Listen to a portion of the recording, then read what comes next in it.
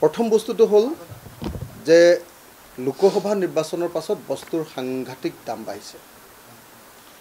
চৰকাৰে জৰুৰীভাৱে হস্তক্ষেপ কৰি বস্তুৰ মূল্য নিয়ন্ত্ৰণ কৰাৰ ব্যৱস্থা কৰিব লাগে। দ্বিতীয় বস্তুটো হ'ল যে লোকসভা নিৰ্বাচনৰ আগে পাছে অসমৰ ক্ষুদ্ৰ চাহ খেতিয়কবিলাকলৈ ভয়ানক এটা সংকট নামি আহিছে। ক্ষুদ্ৰ চাহ খেতিয়কৰ পাত নিকিনো বুলি বাটলি ফেক্টৰীবিলাকে ঘোষণা কৰিছে। 1 জুন তাৰিখৰ পৰা পাত নিকিনো বুলি ঘোষণা কৰিছে। তাৰোপৰি ক্ষুদ্ৰ চাহ খেতিয়কৰ পাতৰ উৎপাদন সাংঘাতিক ধৰণে এবাৰ হ্ৰাস পাইছে আৰু পাতৰ দামো এতিয়ালৈকে বৃদ্ধি পোৱা নাই। এইটো 2 নম্বৰ। এই দুইটা বিষয়তে হস্তক্ষেপ লাগে। আৰু 3 নম্বৰ বিষয়টো হ'ল যে অসমৰ খেতিয়কে কঠীয়া পাৰিব পৰা নাই। জেঠ মাহত এতিয়ালৈকে কঠীয়া পাৰিব পৰা নাই। কঠীয়া পাৰিব নোৱাৰাৰ কাৰণে এটা সাংঘাতিক ধৰণৰ পৰিৱেশ সৃষ্টি হৈছে। অসমৰ কোনো পথাৰতে এতিয়া কঠীয়া পাৰিবৰ কাৰণে পানী নাই। গতিকে এই তিনিওটা বিষয়ত চৰকাৰৰ জৰুৰী হস্তক্ষেপ বিচাৰি আজি জৰুৰীভাৱে এই সংবাদমেলখন আয়োজন কৰা হৈছে। প্ৰথম বস্তুটো হ'ল যে বস্তুৰ দাম সাংঘাতিক ধৰণে বৃদ্ধি পাইছে। বস্তুৰ দাম কিমান বৃদ্ধি পাইছে কোনো মানুহক চাগে কোৱাৰ কোনো প্ৰয়োজন নাই। মূল্যবৃদ্ধিয়ে কেনেকৈ মানুহক কোঙা কৰি পেলাইছে এই কথাটো কোৱাৰ নিশ্চয় প্ৰয়োজন নাই। এটা এটাকৈ যদি খোৱা বস্তুৰ দাম মই কওঁ, এখন তালিকা মই আপোনালোকৰ সন্মুখত পাঠ কৰি দিছোঁ যে 2024 চনৰ লোকসভা নিৰ্বাচনৰ আগত কিমান দাম আছিলে আৰু 2024 চনৰ লোকসভা নিৰ্বাচন অসমত শেষ হৈ যোৱাৰ পাছত বস্তুৰ দাম কিমান বাঢ়িলে। অকল খোৱা বস্তুৰ দাম যদি মই কওঁ, কটা ব্ৰইলাৰ মুৰ্গীৰ 1 কিলোগ্ৰামত আগতে 240 টকা বা 260 টকালৈকে আছিলে। নিৰ্বাচনৰ পাছত 1 কিলো মুৰ্গীৰ দাম 240 টকাৰ পৰা 300 টকালৈকে, 260 টকাৰ পৰা 320 টকালৈকে বৃদ্ধি পালে।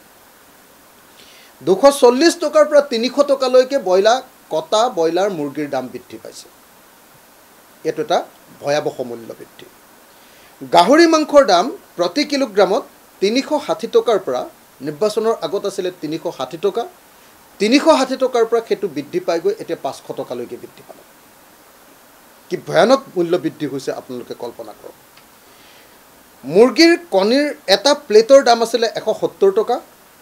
1 প্লেট কণীৰ দাম নিৰ্বাচনৰ আগত 170 টকাৰ পৰা এতিয়া নিৰ্বাচনৰ পাছত 210 টকালৈ বৃদ্ধি পালে। ৰহৰ দাইলৰ প্ৰতি কিলোগ্ৰামৰ দাম 160 টকাৰ পৰা 200 টকালৈকে বৃদ্ধি পালে। প্ৰতি কুইণ্টেল চাউলৰ দাম 100 টকাকৈ বৃদ্ধি পাইছে, 50 টকাৰ পৰা 100 টকালৈকে বৃদ্ধি পাইছে। অৰ্থাৎ 1 কিলোগ্ৰাম চাউলৰ দাম 1 টকা বাঢ়িছে। আলু 25 টকাৰ পৰা 35 টকালৈ বৃদ্ধি পালে। নিৰ্বাচনৰ আগত আছিলে 25 টকা 1 কিলো আলুৰ দাম, সেইটো 35 টকালৈ বৃদ্ধি পালে। মচুৰ দাইলৰ দাম 80 টকাৰ পৰা 120 টকালৈকে বৃদ্ধি পালে। মচুৰ দাইলৰ দাম। মগুৰ দাইলৰ দাম 110 টকাৰ পৰা 125 টকালৈকে বৃদ্ধি পালে। পিঁয়াজৰ দাম 30 টকাৰ পৰা 40 টকালৈকে বৃদ্ধি পালে।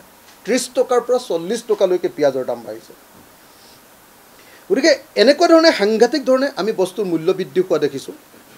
আমি দেখিছোঁ যে যোৱা 4 মাহৰ ইলেকশ্যনৰ আগে আৰু পাছে আলুৰ দাম 72% বৃদ্ধি পাইছে, 72% বৃদ্ধি পাইছে।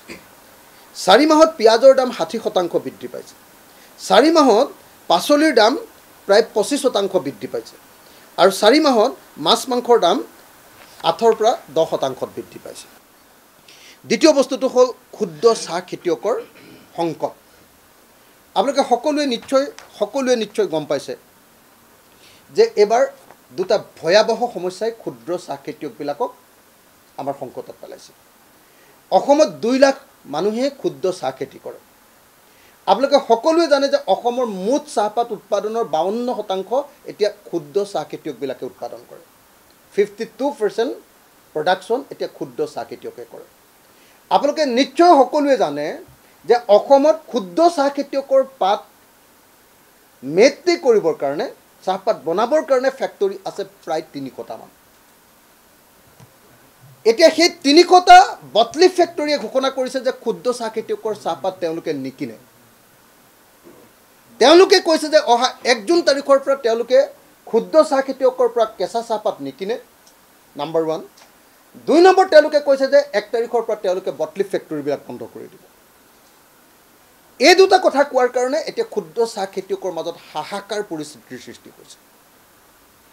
বটলি ফেক্টৰীবিলাকে কিয় ক্ষুদ্ৰ চাহ খেতিয়কৰ পাত নিকিনো বুলি কৈছে, তাৰ কাৰণটো হ'ল আপোনালোকে সকলোৱে জানে যে ভাৰতীয় টি বোৰ্ড আৰু food safety and security authority of India এই দুটা প্ৰতিষ্ঠানে ইতিমধ্যে ঘোষণা কৰিছে যে অসমৰ বটলি ফেক্টৰীবিলাকে তৈয়াৰ কৰা যিটো মেড টি, যিটো চাহপাত আমি খাওঁ, সেই চাহপাতটোত কেমিকেলছৰ ৰাসায়নিক পদাৰ্থৰ অৱশিষ্ট পোৱা গৈছে বুলি ঘোষণা কৰিছে। আপোনালোকে সকলোৱে জানে যে বটলি ফেক্টৰীও ক্ষুদ্ৰ চাহ খেতিয়কৰ পাত কিনে। আপোনালোকে সকলোৱে জানে যে ডাঙৰ যিবিলাক কোম্পানী আছে সেই কোম্পানীৰ ফেক্টৰীবিলাকেও ক্ষুদ্ৰ চাহ খেতিয়কৰ পাত কিনে। আপোনালোকে সকলোৱে জানে যে কেমিকেল ফাৰ্টিলাইজাৰ বা কেমিকেল অন্য যি পেষ্টিচাইড, সেই পেষ্টিচাইডবিলাক ডাঙৰ বাগানেও ব্যৱহাৰ কৰে, আমাৰ ক্ষুদ্ৰ চাহ খেতিয়কবিলাকেও ব্যৱহাৰ কৰে। কিন্তু ডাঙৰ বাগানৰ ফেক্টৰীবিলাকৰ চাহপাতবিলাকৰ ক্ষেত্ৰত ৰেহাই দিয়া হৈছে আৰু সৰু বাগানৰ যিবিলাক চাহপাত, সেই চাহপাতবিলাকৰ সাংঘাতিক ধৰণৰ ৰাসায়নিক অৱশিষ্ট আছে বুলি কৈ সৰু চাহ বাগানৰ যিবিলাক বটলি ফেক্টৰীৰ যিবিলাক যিটো প্ৰডাক্ট, সেই প্ৰডাক্টটো কিনিবৰ কাৰণে তেওঁলোকে নিকিনো বুলি কৈছে, এক নম্বৰ কথা। বা তেওঁলোকৰ এই যিটো আপোনাৰ কি হয়, চাহপাতৰ যিটো আমাৰ কি বুলি কয় এইটো, চাহপাত বিক্ৰী কৰিবৰ কাৰণে যিটো ছিষ্টেম আছে, কি কয়, নিলাম, সেই নিলাম ব্যৱস্থাটো বন্ধ কৰি দিয়াৰ ভাবুকি দিছে। দেখা গৈছে যে যোৱা কিছুদিন ধৰি এই বটলি ফেক্টৰী অৰ্থাৎ সৰু সৰু ফেক্টৰীবিলাকৰ চাহপাতত বেছিকৈ কেমিকেল পোৱা গৈছে বুলি ব্যাপক ৰূপত প্ৰচাৰ আৰু অপপ্ৰচাৰ কৰি কিছুমান ডাঙৰ ডাঙৰ কোম্পানীবিলাকে এতিয়া ক্ষুদ্ৰ চাহ খেতিয়কৰ পাতৰ পৰা তৈয়াৰ কৰা বটলি ফেক্টৰীবিলাকৰ যিটো মেড টি, সেই মেড টিবিলাকৰ দাম কমাই দিছে। যোৱা সময়খিনিত যেতিয়া নিলাম হৈছে, নিলামত ক্ষুদ্ৰ চাহ খেতিয়কৰ পাতৰ পৰা উৎপাদিত যিটো বটলি ফেক্টৰী যিটো চাহ, সেই চাহপাতৰ দামৰ তাৰতম্য ঘটিছে, দাম কমি গৈছে। এনেকুৱা পৰিস্থিতিত ক্ষুদ্ৰ চাহ খেতিয়কবিলাক সাংঘাতিক ধৰণৰ বিপদত পৰিছে। খেতিয়কবিলাকৰ কিন্তু দুটা বিপদ, অকল এটা বিপদেই নহয়। এক নম্বৰ, বটলি ফেক্টৰীবিলাকে তেওঁলোকৰ পাত নিকিনো বুলি কৈছে, আৰু দুই নম্বৰ তেওঁলোকে কৈছে যে তেওঁলোকৰ ডাঙৰ সমস্যাটো হ'ল যে এইবাৰ বৰষুণ নোহোৱাৰ কাৰণে ইতিমধ্যে মাৰ্চ আৰু এপ্ৰিল মাহৰ যিটো প্ৰডাকশ্যন আছিলে, সেই প্ৰডাকশ্যনটো একেবাৰে কমি গ'ল। সেইকাৰণে সামগ্ৰিকভাৱে ক্ষুদ্ৰ চাহ খেতিয়ক এজনৰ টোটেল যিটো প্ৰডাকশ্যন, মুঠ যিটো উৎপাদন, তাৰ 30% ইতিমধ্যে কমিয়ে গ'ল। এইবাৰ খেতিয়কবিলাকৰ সেইকাৰণে লোকচানেই আছে। এইবাৰ অসমৰ চাহ খেতিৰ উৎপাদন কমিয়ে গ'ল, কাৰণ আমাৰ কোনো ক্ষুদ্ৰ চাহ খেতিয়কৰ কোনো চাহ বাগিচাতে এতিয়ালৈকে ইৰিগেশ্যন বা জলসিঞ্চনৰ ব্যৱস্থা নাই। গতিকে এই মুহূৰ্তত দুটা কথা আমি অসম চৰকাৰৰ ওচৰত দাবী উত্থাপন কৰিব খুজিছোঁ যে কেৱল আৰু কেৱল বটলি ফেক্টৰীবিলাকৰ প্ৰডাকশ্যনৰ ওপৰত, তেওঁলোকৰ প্ৰডাক্টৰ ওপৰত আপোনাৰ ভাৰতীয় টি বোৰ্ড আৰু food safety and security authority of ইণ্ডিয়াই যি প্ৰচাৰ আৰু অপপ্ৰচাৰ কৰিছে, যি নিষেধাজ্ঞা জাৰি কৰি দিছে, সেইটো কোনোপধ্যে গণতান্ত্ৰিক কথা নহয়, সেইটো ষড়যন্ত্ৰমূলক এটা ঘটনা। কাৰণ ডাঙৰ বাগিচাবিলাকৰ ক্ষেত্ৰত তেওঁলোকে এই কামটো কৰা নাই। দ্বিতীয় কথাটো হ'ল, আজিৰ দিনটোত অসমৰ চাহপাতত, কেঁচা চাহপাতত কেনেবাকৈ কেমিকেল আছে নেকি সেইটো পৰীক্ষা কৰিবৰ কাৰণে কোনো লেবৰেটৰী নাই। অকল টুকুলাই আমাৰ যিটো গৱেষণাগাৰ আছে, চাহ গৱেষণাগাৰ আছে, তাত কেৱল ব্যৱস্থা আছে, কিন্তু তাতো এটা দিনত মাত্ৰ 10টা চেম্পুল বা 12টা চেম্পুলহে তাত পৰীক্ষা কৰিব পাৰে। অথচ অসমত আছে 2 লাখখন এনেকুৱা ধৰণৰ বাগান। যদি 2 লাখ বাগানত যদি চেম্পুল এনেকৈ পৰীক্ষা কৰিবলৈ হয়, কলিকতালৈ যদি পঠিয়াই দিয়ে, অতি কমে 10 দিন বা 12 দিন সময় ঘূৰি আহিবলৈ লাগে। 10 দিন বা 12 দিন ঘূৰি আহিবলৈ লওঁতে এখন বাগানৰ পাতখিনি ৰখাই থৈ দিব লাগিব, এইখিনি ভাল পাত নে বেয়া পাত বুলি। যাৰ ফলস্বৰূপে এই ইনফ্ৰাষ্ট্ৰাকচাৰ নথকাৰ ফলস্বৰূপে এতিয়া আমাৰ ক্ষুদ্ৰ চাহ খেতিয়কৰ ওপৰত, আমাৰ ক্ষুদ্ৰ চাহ খেতিয়কৰ পাত তৈয়াৰ কৰা, পাতৰ পৰা মেট্টি তৈয়াৰ কৰা আমাৰ বটলি ফেক্টৰীবিলাকৰ ওপৰত এনেকৈ ডাঙৰ ডাঙৰ কোম্পানীবিলাকে এনেকৈ হেঁচা প্ৰয়োগ কৰিবলৈ সক্ষম হৈছে। সেইকাৰণে এই মুহূৰ্তত ৰাইজৰ দলৰ সভাপতি হিচাপে আমি অসম চৰকাৰক দাবী জনাইছোঁ যে চৰকাৰে অচিৰে এই গোটেই ব্যৱস্থাটোৰ ওপৰত হস্তক্ষেপ কৰিব লাগে। চৰকাৰে অচিৰে সঁচাকৈ যদি কেমিকেলৰ অৱশিষ্ট যদি সঁচাকৈ আমাৰ মেট্টিত পোৱা গৈছে তেতিয়াহ'লে তাৰ কাৰণে পৰীক্ষাগাৰৰ ব্যৱস্থা গ্ৰহণ কৰিব লাগে চৰকাৰে।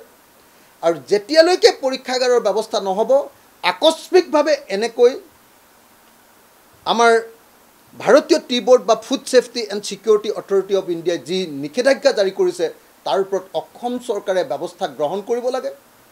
অসম চৰকাৰে হস্তক্ষেপ কৰাৰ ব্যৱস্থা গ্ৰহণ কৰিব লাগে। আৰু অচিৰে দুটা কাম কৰিব লাগে অসম চৰকাৰে। ১ নম্বৰ, আমাৰ ক্ষুদ্ৰ চাহ খেতিয়কসকলৰ মাজত ব্যাপক ৰূপত সজাগতাৰ সৃষ্টি কৰা, যাতে কোনোপধ্যে কোনো ধৰণৰ বেয়া কেমিকেল যাতে কেতিয়াও কোনোপধ্যে ব্যৱহাৰ কৰা নহয় পাত উৎপাদনৰ ক্ষেত্ৰত, তাৰ কাৰণে সজাগতাৰ সৃষ্টি কৰা অসম চৰকাৰে। আৰু ২ নম্বৰ, প্ৰত্যেকটো পাত পৰীক্ষা কৰিবৰ কাৰণে অসম চৰকাৰে প্ৰতিখন জিলাতেই বা প্ৰতিখন মহকুমাতেই একোটা লেবৰেটৰী তৈয়াৰ কৰি প্ৰত্যেকখন বাগিচাৰ পাতবিলাক পৰীক্ষা কৰাৰ কাৰণে ব্যৱস্থা গ্ৰহণ কৰিব লাগে। এইটো কৰাৰ আগত যদি আমাৰ ক্ষুদ্ৰ চাহ খেতিয়কৰ পাত কিনাটো বন্ধ কৰি দিয়ে বা বটলি ফেক্টৰীৰ মেট্টি যদি বিক্ৰীৰ ক্ষেত্ৰত নিষেধাজ্ঞা আনে তেতিয়াহ'লে কোনোপধ্যে মানি লোৱা নহ'ব। আমি অসম চৰকাৰক অতি সোনকালে ব্যৱস্থা গ্ৰহণ কৰিবৰ কাৰণে দাবী উত্থাপন কৰিছোঁ।